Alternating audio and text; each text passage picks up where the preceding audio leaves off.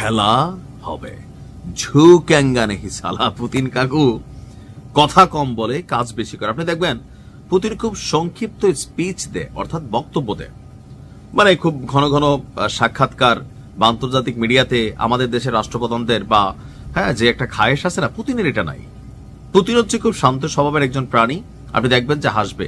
একটা মজার ঘটনা বলি, তুরস্কের প্রেসিডেন্ট আর রাশিয়ার প্রেসিডেন্ট এই দুইজন একটা মিটিং করতেছিল।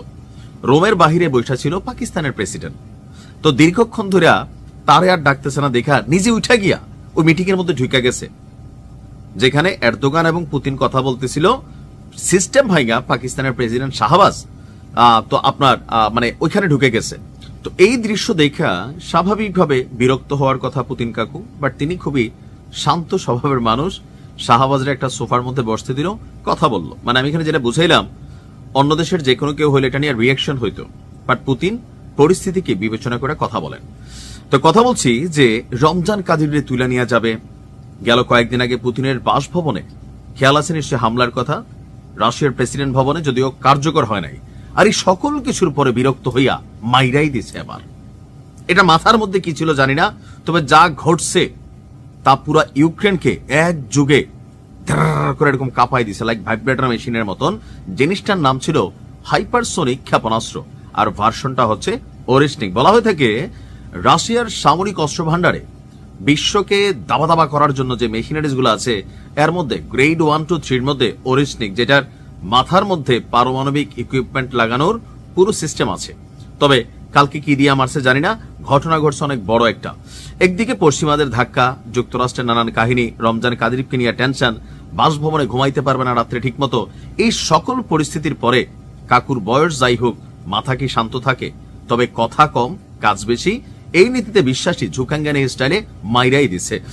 বলা হচ্ছে যে ইউক্রেনের জ্বালানি স্থাপনা, ড্রোন উৎপাদন কেন্দ্র, তেল কেন্দ্র, বিদ্যুৎ কেন্দ্র, মানে ফাড়ায়ালছে আর কি বাংলা কথায় যদি আমরা বলি।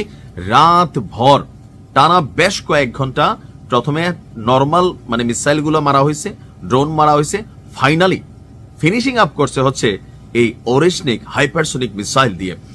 রাশিয়ার প্রতিরক্ষা মন্ত্রণালয় বলছে ডিসেম্বরের শেষ দিকে পুতিনের একটি বাসভবনে ইউক্রেনীয় বাহিনীর যে নজিরবিহীন দুঃসাহস দেখিয়েছে ড্রোন হামলা, এইটার জবাবেই এই অ্যান্সারটা দেওয়া হয়েছে। এবং কি সাম্প্রতিক সময়ে জেরি কিন্তু বুদ্ধি দিয়েছিল যে ট্রাম্প একটা কাজ করেন, কাদিরে তুলে লইয়া আইয়েন, তাইলে পুতিন একটু ঠান্ডা হয়ে যাবে বা শান্ত হইব।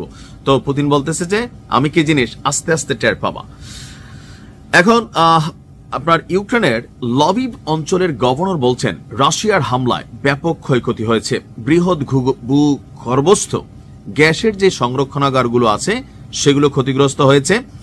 ইউক্রেনীয় গণমাধ্যম দেশটির বিমান বাহিনীর বরাত দিয়ে জানিয়েছে ব্যালিস্টিক ক্ষেপণাস্ত্র একের পর এক ধাঁচাধাঁচ মারা হয়, যার গতি ছিল ঘন্টায় 13,000 কিলোমিটার, অর্থাৎ 1 ঘন্টায় 8,000 মাইল যায়। সাউথ কোরিয়া থেকে বাংলাদেশ যাইতে বিমানে আমাদের প্রায় ধরেন ডাইরেক্ট ফ্লাইট হলেও 6.5-7 ঘন্টা লাগে। দূরত্ব কিন্তু এরকমই। তো পুতিন যেটা বানাইছে এটা 1 ঘন্টায় 8,000 মাইল যায়, মানে আরো বেশি যায়। আর যার কারণে পুতিন বলছে এটাকে থামানোর মতন ক্ষমতা তোমাদের বাপের সাধ্য নাই। ইউক্রেনীয় গণমাধ্যম বলছে যে নজিরবিহীন এক রাত পার করেছে ইউক্রেনীয়রা। এমন ভয়াবহ রাতের সম্মুখীন এই যুদ্ধ শুরু হওয়ার পর থেকে ইউক্রেনের জনগণের আইডিয়ার মধ্যে ছিল না। পুতিন বলছেন যে এইটাকে প্রতিহত করা অসম্ভব, কারণ এর গতি শব্দের গতির চেয়েও 10 গুণ বেশি। শব্দের গতির চেয়ে, ধরেন শব্দের গতি কেমন, আমি ও কইলাম, আপনি ওইখান থেকে একটা মাইকের মধ্যে আমি বললাম হ্যালো, একটা মাইকের সিম্পল আওয়াজ দেখেন কত দূরে চলে যায়, just within a second. Hello microphone testing বললেই, তাহলে বোঝেন এটা শব্দের থেকে 10 গুণ আরো গতি বেশি, যার কারণে এটাকে প্রতিহত করা অসম্ভব। হতে আমেরিকা পারবে, জার্মানরা পারবে, বাট ইউক্রেনের দ্বারা অসম্ভব। ক্ষেপণাস্ত্রটিতে বিস্ফোরক নয় বরং ডামি ওয়ারহেড ছিল। পুতিনের বক্তব্য যে প্রচলিত ওয়ারহেড ব্যবহৃত হলেও এর ক্ষমতা ছিল পারমাণবিক অস্ত্রের সমান।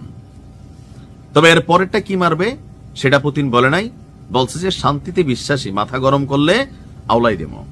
পুতিন কাকুর জয় হোক, ভালো থাকুন, আসসালামু আলাইকুম।